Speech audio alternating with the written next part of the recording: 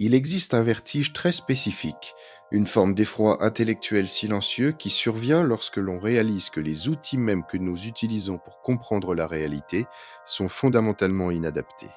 Il existe, quelque part dans les ténèbres glaciales de l'espace profond, une structure si démesurée, si fondamentalement obscène par son ampleur, qu'elle fait voler en éclats la définition même de ce que l'esprit humain accepte d'appeler un objet.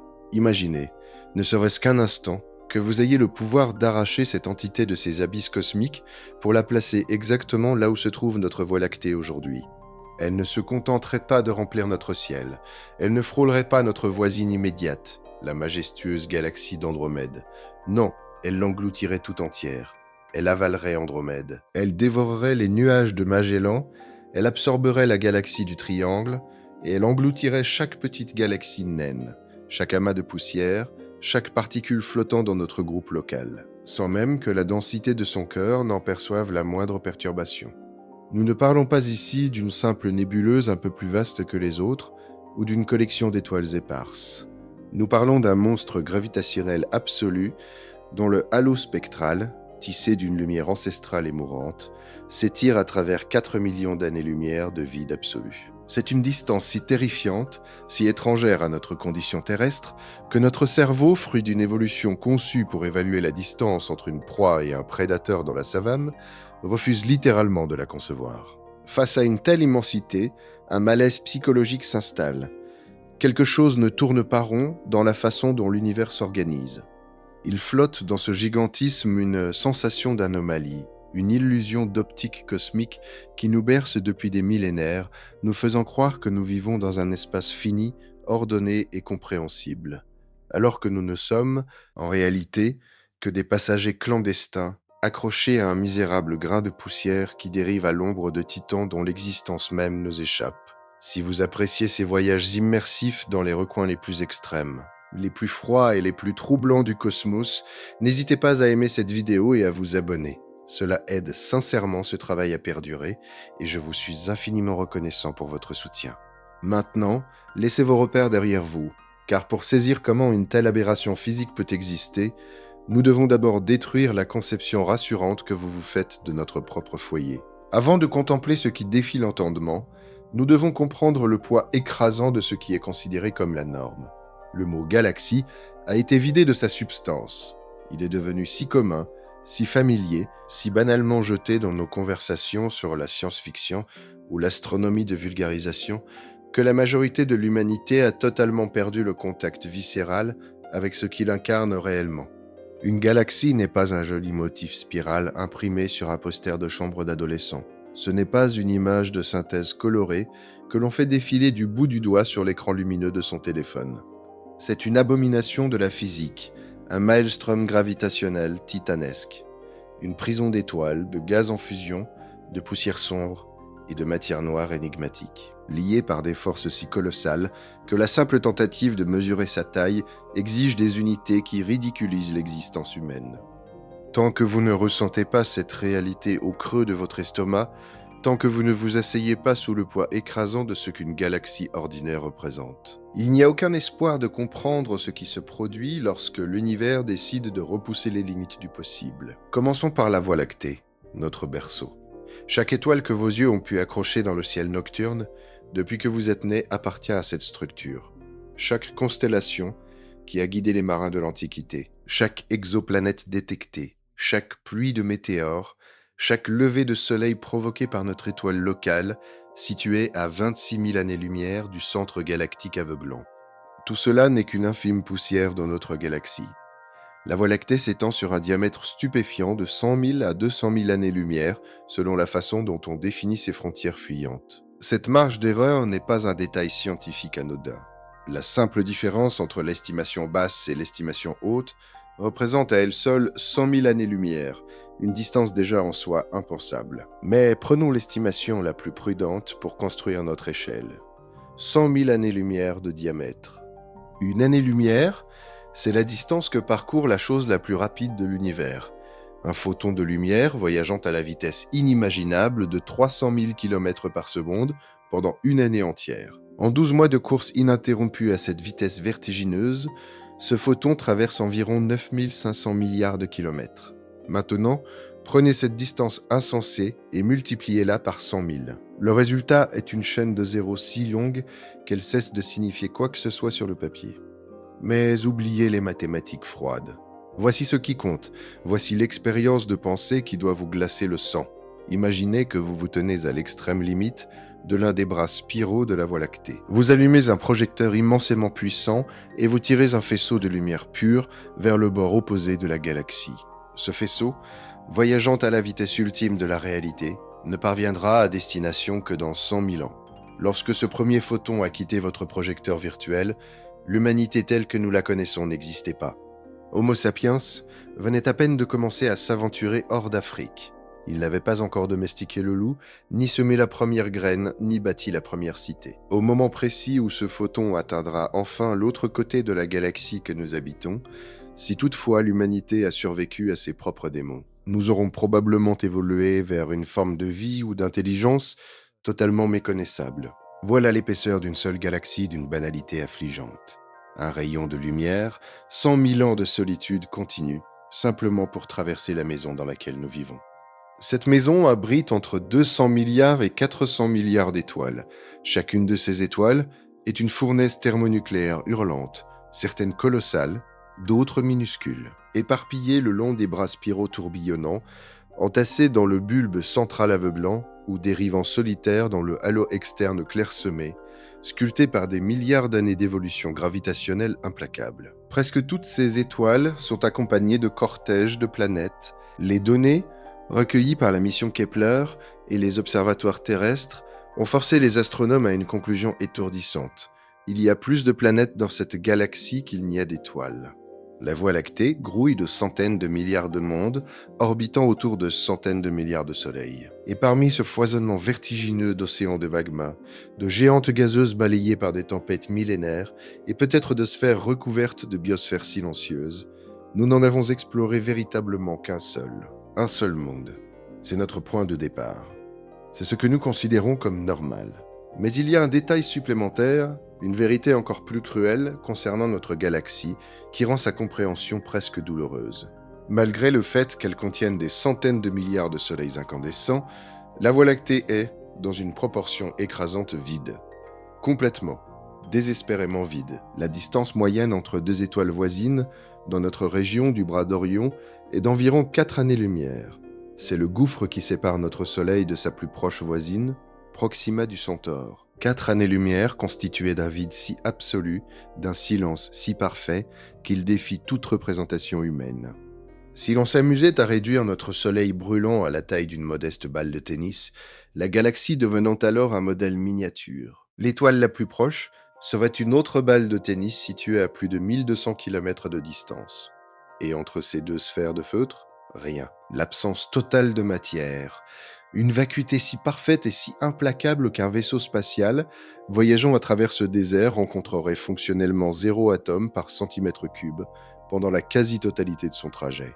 Une galaxie n'est donc pas un essaim dense et chaleureux de points lumineux blottis les uns contre les autres. C'est un semis-épars de minuscules lueurs tremblotantes, séparées par des abîmes de néant si insondables que même la lumière, l'entité la plus véloce du cosmos, peine et s'épuise pendant des années pour construire un pont entre elles. La galaxie est énorme, non pas parce qu'elle déborde de matière, mais parce qu'elle a l'obligation spatiale d'être gigantesque pour pouvoir contenir tout le vide sidéral qui s'étend entre ces points de lumière isolés.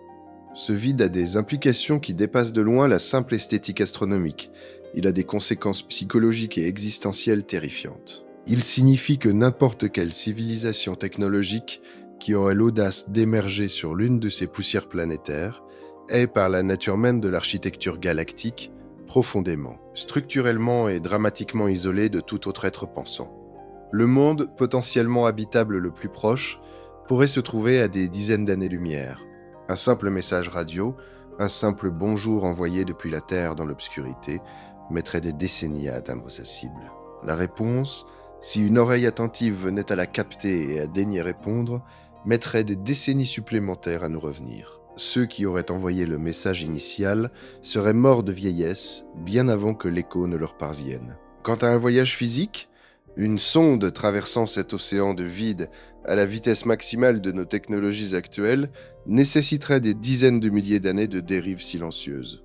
La Voie lactée est remplie d'étoiles, certes, mais la géométrie des espaces qui les séparent impose une quarantaine cosmique si absolue qu'elle est probablement la réponse la plus évidente et la plus glaçante au célèbre paradoxe de Fermi. Le silence assourdissant de l'univers n'a rien de mystérieux lorsque vous intégrez viscéralement les distances en jeu. C'est simplement la conséquence inéluctable d'une galaxie construite avec 99,99% de néant. Maintenant que ce malaise est posé, voici ce qui commence à fissurer nos ultimes certitudes. Notre Voie lactée n'a rien de spécial. Absolument rien. Elle n'est ni la plus grande, ni la plus petite. Sur les quelques 2000 milliards de galaxies qui composent la tapisserie de l'univers observable, elle se situe même dans la fourchette haute des tailles, la vaste majorité des galaxies étant de minuscules galaxies naines. Nous habitons une galaxie spirale barrée de taille très respectable, avec une histoire évolutive modérément active, hébergeant en son cœur un trou noir supermassif d'une banalité affligeante d'environ 4 millions de masses solaires, et affichant des bras spiraux qui en font un membre parfaitement honorable, mais terriblement commun, de sa catégorie. Si les galaxies étaient des êtres humains dans une immense foule, la Voie lactée serait un individu juste assez grand pour ne pas être confondu avec un enfant, mais qui passerait totalement inaperçu parmi les autres adultes. Personne ne se retournerait sur son passage. Et pourtant, cette galaxie d'un ennui statistique mortel contient déjà plus d'étoiles qu'un cerveau humain ne pourrait en compter en y consacrant l'intégralité de sa vie. Plus de mondes cachés qu'il n'y a de grains de sable sur les côtes de continents entiers, et un volume de vide spatial pur, si vaste qu'il en devient psychologiquement toxique à conceptualiser. Si la banalité est déjà terrifiante, que se passe-t-il lorsque l'on quitte le domaine du normal pour s'enfoncer dans l'exceptionnel ? Il suffit de lever les yeux par une claire nuit d'automne, loin de la pollution lumineuse des villes, et de chercher une pâle tache floue dans la constellation d'Andromède. Les astronomes de l'Antiquité, avec leurs yeux nus, avaient catalogué ce spectre brumeux comme une simple nébuleuse, un nuage de gaz proche de la Terre. Cette tache est la galaxie d'Andromède, notre voisine galactique majeure la plus proche. Elle flotte à environ 2,5 millions d'années-lumière de la Terre. Prenez un instant pour réaliser ce que cela implique temporellement. Les photons qui viennent frapper votre rétine en ce moment précis, formant cette faible lueur laiteuse, ont quitté les fournaises stellaires d'Andromède bien avant l'aube de l'humanité moderne. Vous ne regardez pas Andromède telle qu'elle est cette nuit, vous contemplez un fantôme. Vous la voyez telle qu'elle brillait à l'époque archaïque où nos ancêtres préhumains poussaient leurs premiers cris dans les plaines de l'ère du Pléistocène, apprenant tout juste à tailler maladroitement des éclats de pierre pour en faire des outils primitifs. Et ce que ce voyage temporel nous révèle, c'est un prédateur gravitationnel bien plus imposant que notre propre refuge. Andromède s'étend sur environ 220 000 années-lumière de diamètre, soit plus du double de l'estimation la plus prudente de la Voie lactée. Elle renferme en son sein environ 1 billion d'étoiles. 1 trillion, c'est au moins 2 fois et demi, et peut-être jusqu'à 5 fois, le nombre d'étoiles qui illuminent notre propre voûte céleste. Le trou noir supermassif, tapi au fond de son puits gravitationnel central, écrase le nôtre de tout son poids, affichant une masse terrifiante de près de 100 millions de masses solaires. Andromède n'est pas juste un astre voisin avec qui nous partageons le vide. Elle est la souveraine incontestée, la figure d'autorité absolue de ce que les astronomes appellent le groupe local. Cette famille gravitationnelle, dysfonctionnelle d'environ 80 galaxies, qui dérive de concert dans le courant cosmique. Pendant la majeure partie de l'histoire de l'astronomie, par pur narcissisme cosmique, l'humanité a présumé que sa propre galaxie devait être le mastodonte de la région. Nous nous trompions lourdement. Andromède nous surclasse en population stellaire, nous engloutit par son envergure et nous écrase sous sa masse lumineuse. Si la Voie lactée et Andromède étaient 2 frères, Andromède serait l'aîné, le colosse dominant et menaçant, et nous vivrions perpétuellement dans l'ombre de sa stature. Et l'histoire ne s'arrête pas à une simple cohabitation pacifique.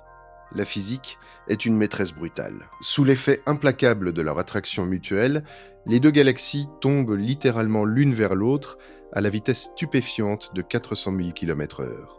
Dans un avenir situé entre 4 et 5 milliards d'années, cette danse macabre s'achèvera par un impact frontal cosmique.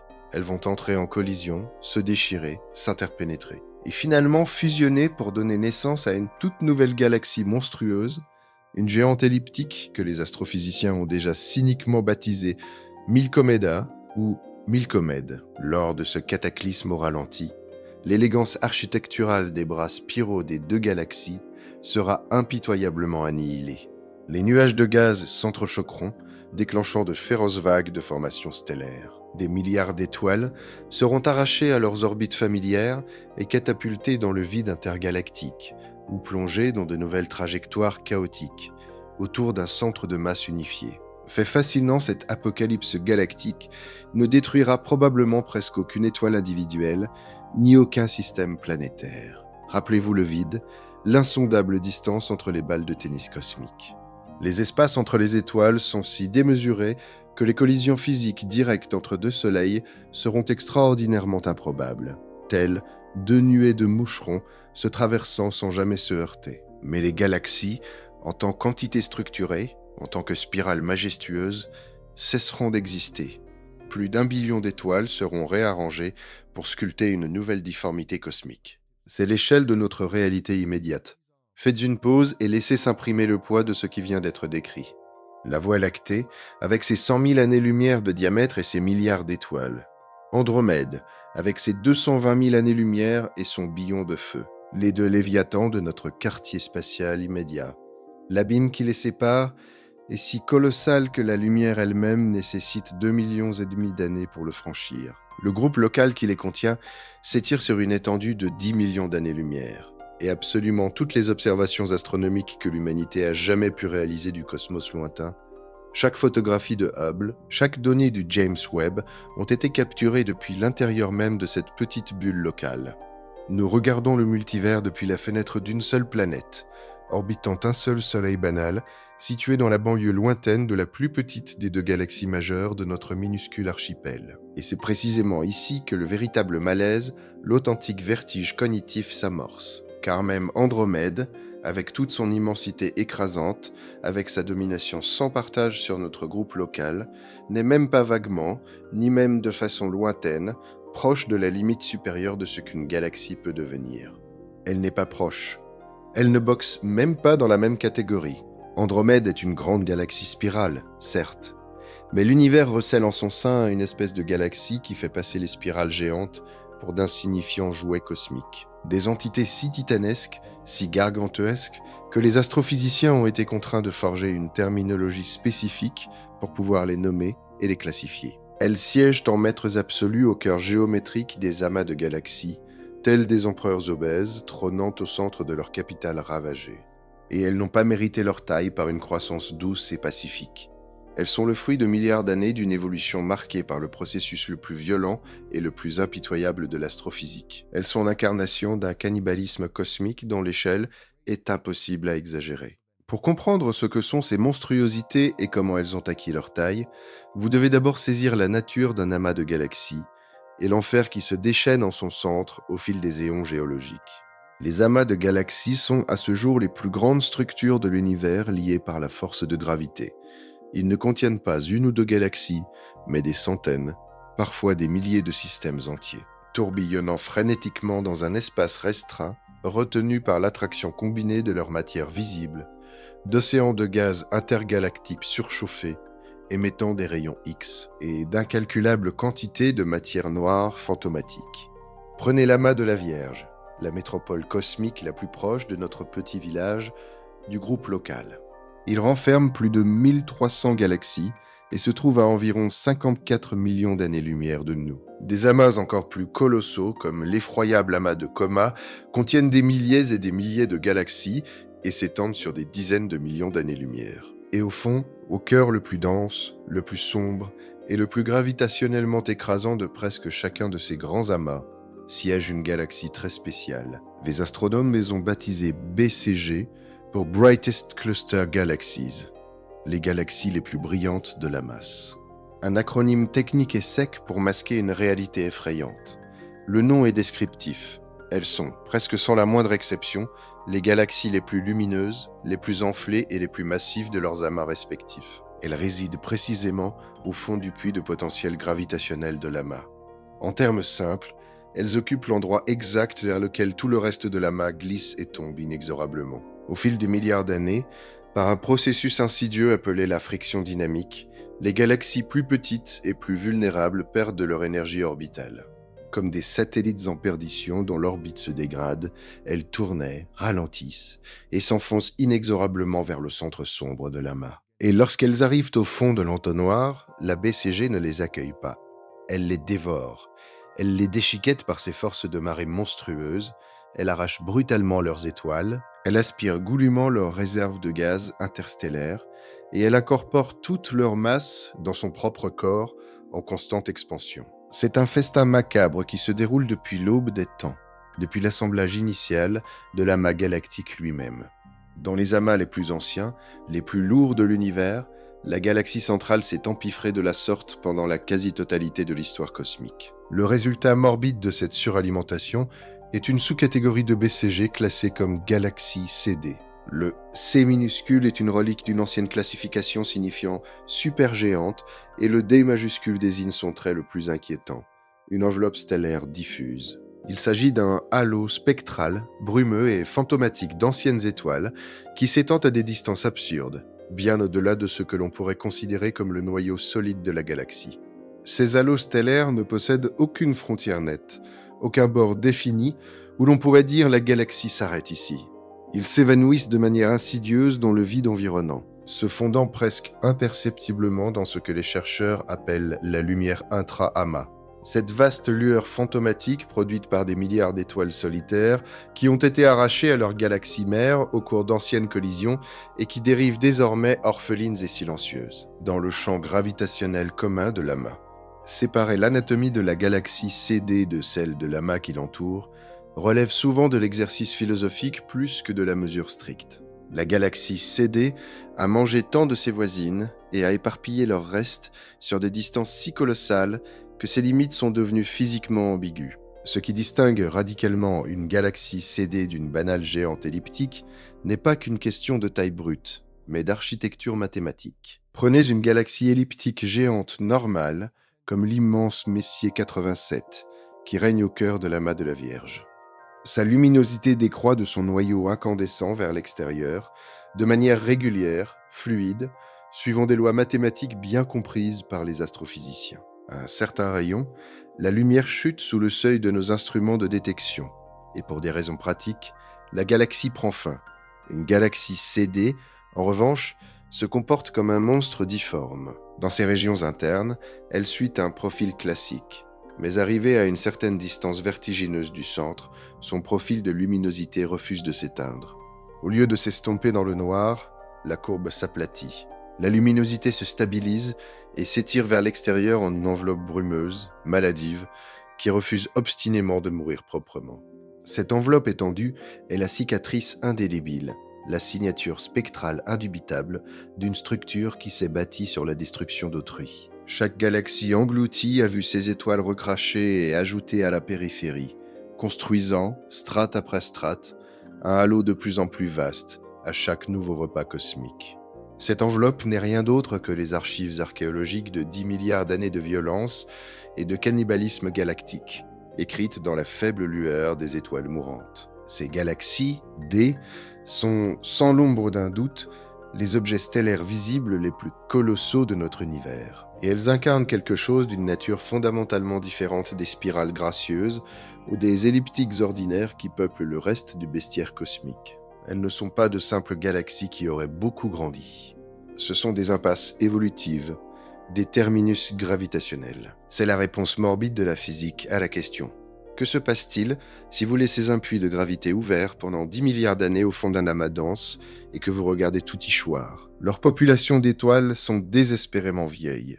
Leurs couleurs ne sont pas le bleu électrique de la jeunesse stellaire, mais un rouge sombre ou un jaune doré cadavérique, reflet de l'agonie d'anciennes étoiles riches en métaux, formées il y a une éternité dans les corps des galaxies, depuis longtemps dévorées.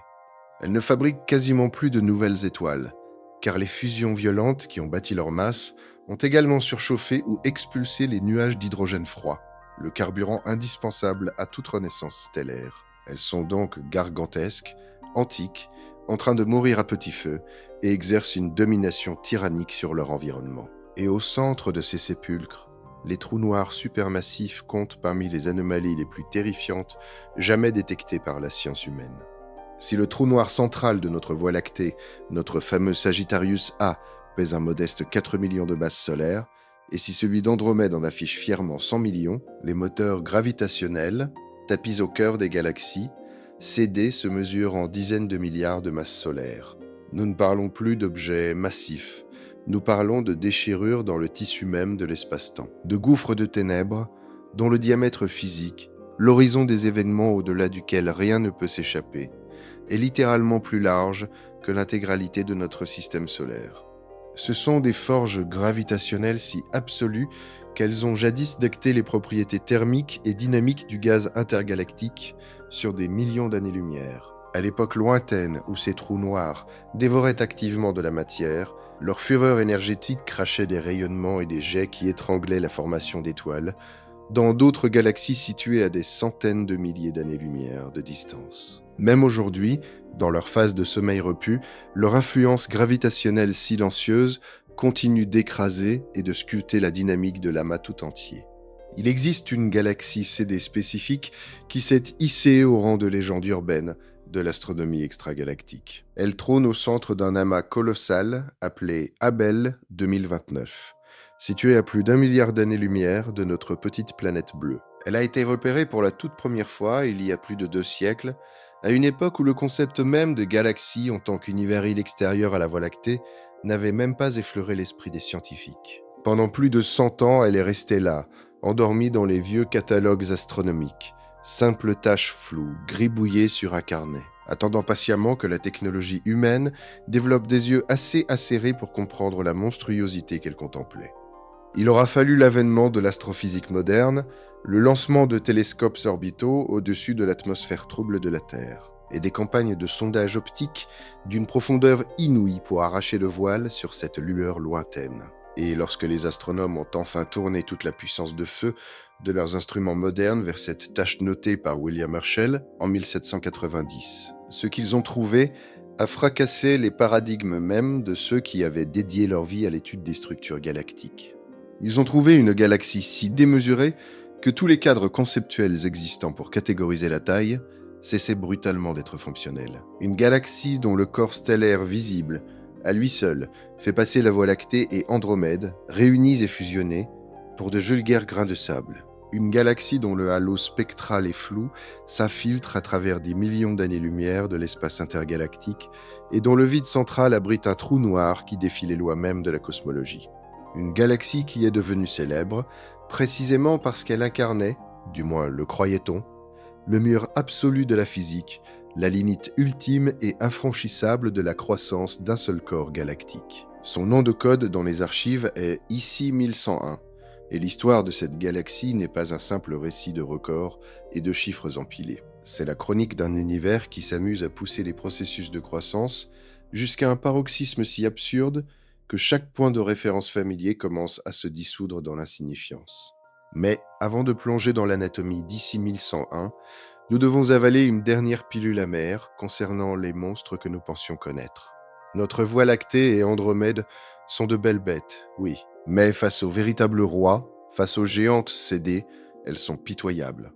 Prenons Messier 87, la galaxie elliptique supergéante qui règne sur l'amas de la Vierge. Messier 87 arbore un diamètre d'environ 240 000 années-lumière. Elle abrite plusieurs billions d'étoiles et un trou noir effrayant de 6 milliards et demi de masse solaire, celui-là même dont l'ombre a été photographiée par la collaboration Event Horizon Telescope en 2019, offrant à l'humanité sa première vision directe de l'abîme. Messier 87 est un colosse écrasant. C'est l'une des galaxies les plus redoutables dans un rayon de plusieurs centaines de millions d'années-lumière.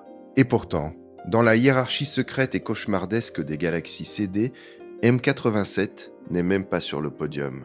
Dans des amas plus lointains et plus denses, il existe des entités qui réduisent Messier 87 à l'état de simple marchepied. Des galaxies dont les halos ne se contentent pas de mesurer des centaines de milliers d'années-lumière, mais des millions entiers.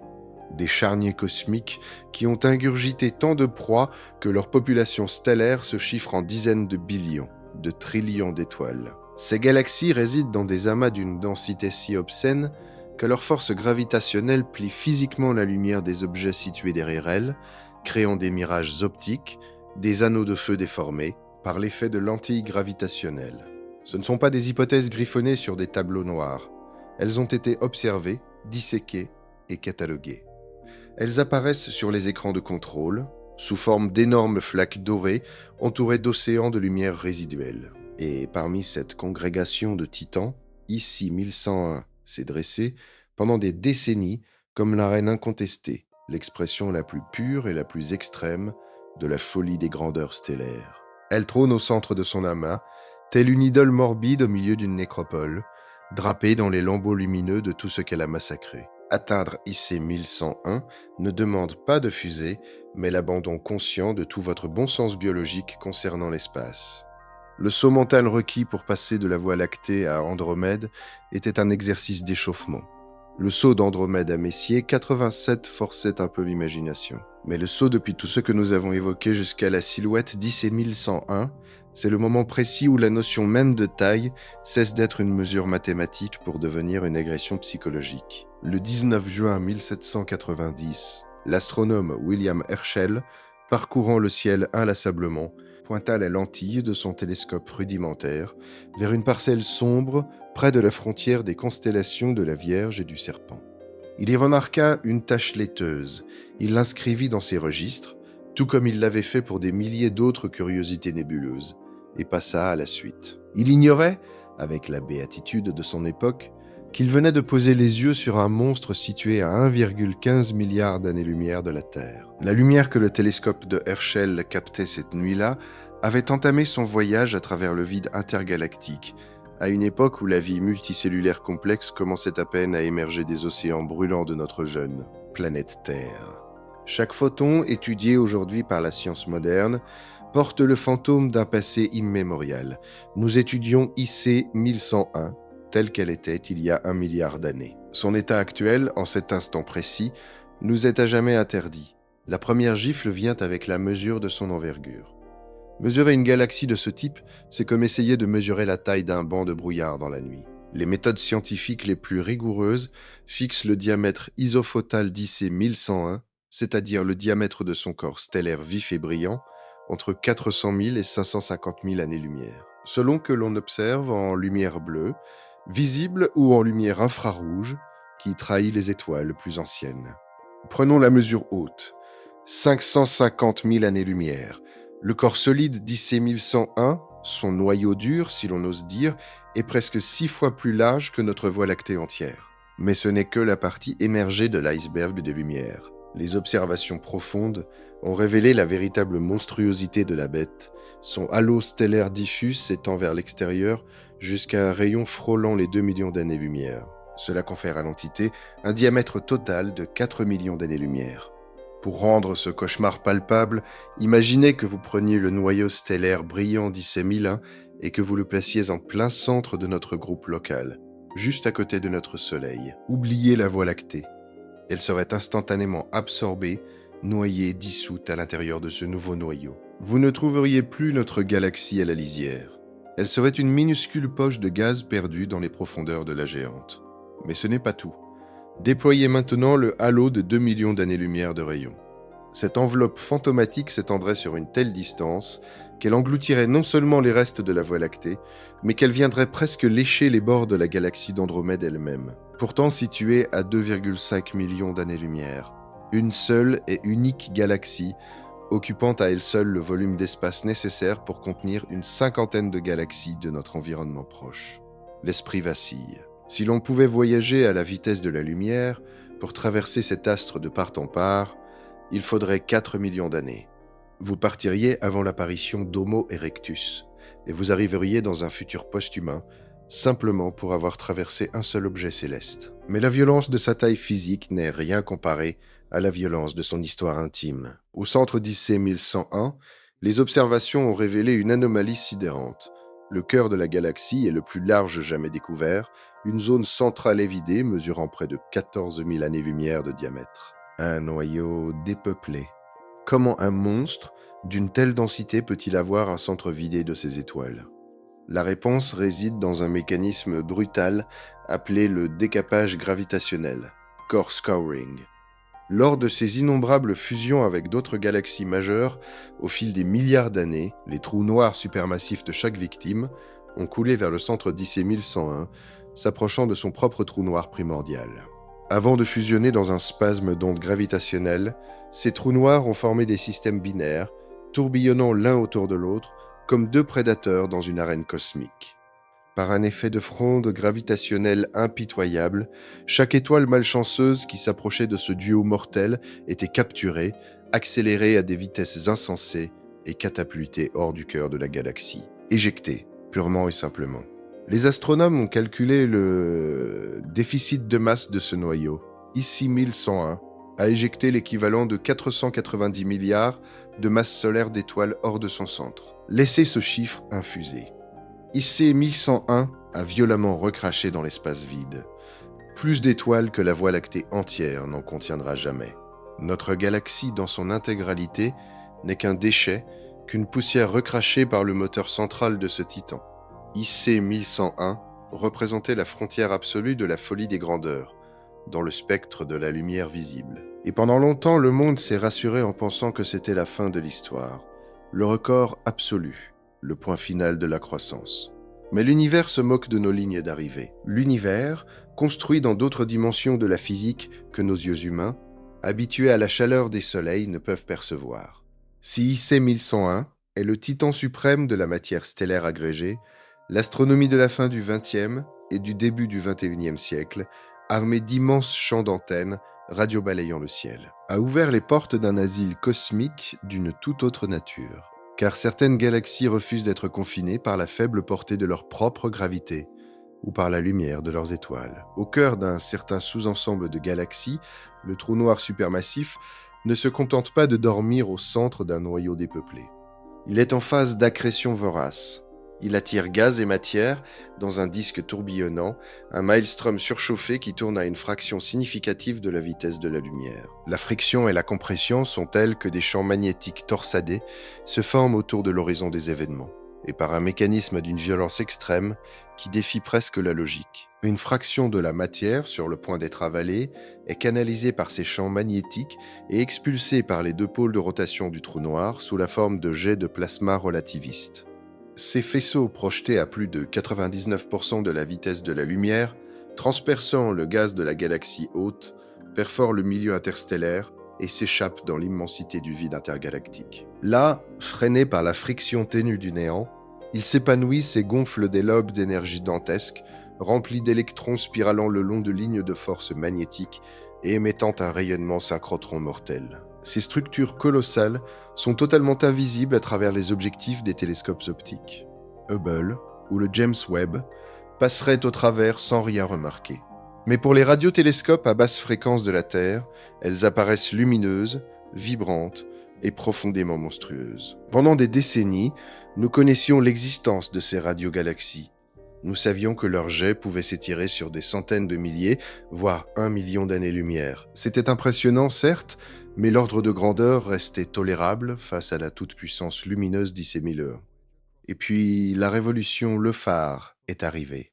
Le Low Frequency Array, un réseau tentaculaire de dizaines de milliers d'antennes radio rudimentaires, mais effroyablement sensibles, réparties sur plus de 50 stations à travers l'Europe, a commencé à sonder les basses fréquences du ciel nocturne.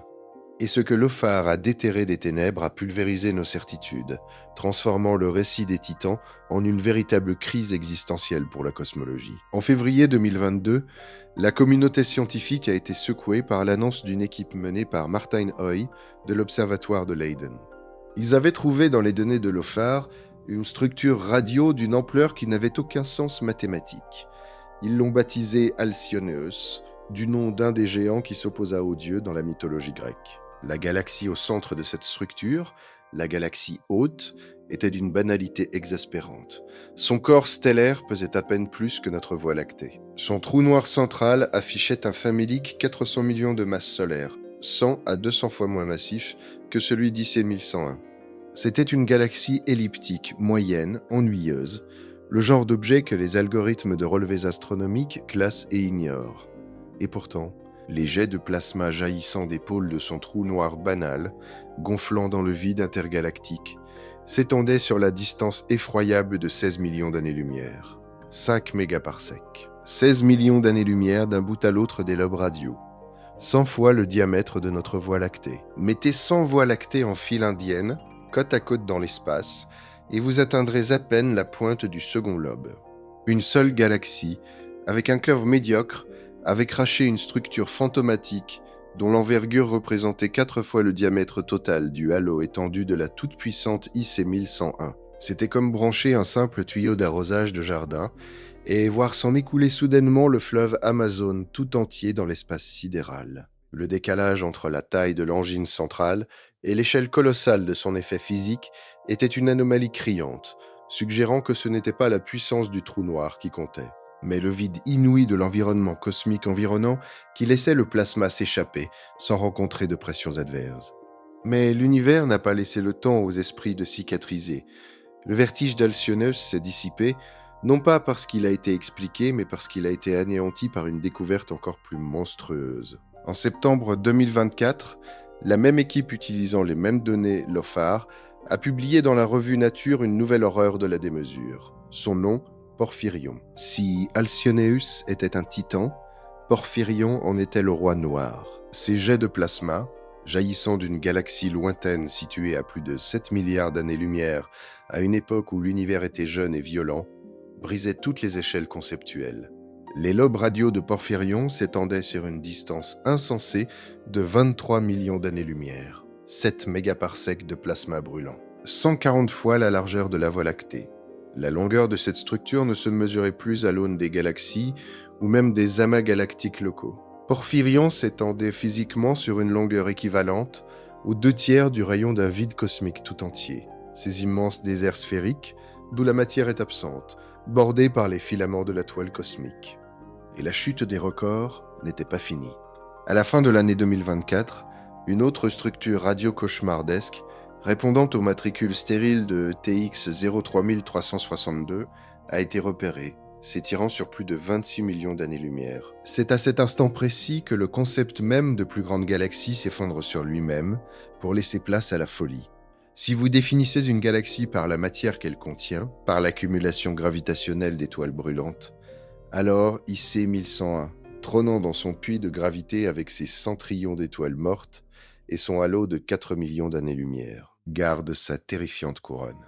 Mais si vous définissez une galaxie par l'empreinte physique qu'elle laisse dans l'univers, par la distance extrême sur laquelle son moteur central parvient à altérer l'espace-temps et à projeter sa matière, alors les rois invisibles, comme Porphyrion et TXS, règnent sans partage, balayant l'univers avec des fouets de plasma de 26 millions d'années-lumière. La véritable horreur cosmique ne réside pas dans l'existence d'une de ces catégories, mais dans la dualité de la démesure. L'univers est capable d'amasser une quantité obscène d'étoiles mortes dans un espace restreint, ici 1101, tout en permettant à d'autres points minuscules de projeter des tempêtes magnétiques capables de traverser des vides cosmiques entiers, Porphyrion.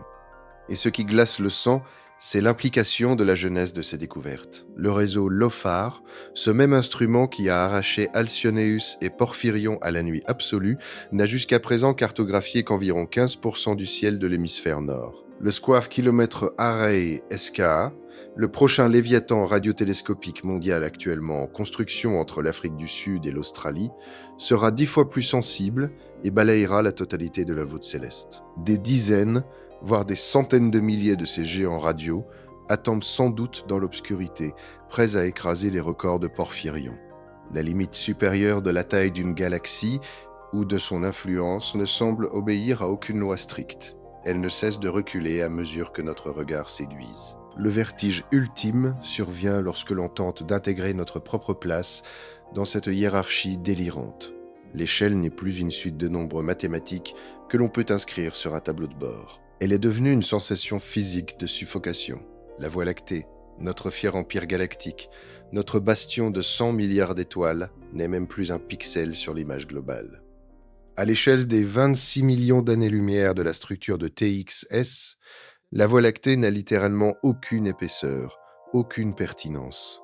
Si la structure radio de ce monstre était réduite à la taille d'un gigantesque terrain de football, l'intégralité de la Voie lactée tiendrait sur la largeur d'un brin d'herbe, perdu sur la ligne de touche. Nous sommes invisibles. L'humanité, l'histoire de la Terre, les empires de l'Antiquité, les ères géologiques, chaque poème écrit, chaque guerre menée, chaque rêve de conquête spatiale. Tout cela se déroule sur un atome flottant, au centre d'un brin d'herbe, tandis qu'au-dessus de nous, des titans que nous ne pourrons jamais voir de nos propres yeux luttent avec des bras de plasma de la taille des océans cosmiques. L'univers n'a jamais eu la moindre obligation d'être compréhensible, proportionné ou clément pour la conscience humaine. Il est un théâtre de forces aveugles, glaciales, opérant sur des éons de temps qui réduisent notre espèce à une anomalie passagère. Nous habitons un château de cartes posé dans le hall d'un gratte-ciel dont nous ignorons la hauteur véritable. Et dans ce silence pur, total et écrasant, la seule certitude qui nous reste est cette vérité profondément inconfortable. Nous ne sommes pas au centre du récit, nous n'en sommes même pas les figurants. Nous sommes une erreur d'arrondi dans la comptabilité d'une démesure qui ne nous a jamais, pas une seule seconde, prise en compte. Le plus grand objet de l'univers n'est pas une étoile ni un amas, ni même une galaxie au halo infini ou au jet dévastateur. C'est l'abîme insondable lui-même, l'immensité absolue, ce gouffre silencieux qui s'ouvre sous nos pieds avec une ironie cruelle à chaque fois que nous avons l'audace, la vanité et le courage de lever les yeux vers la nuit.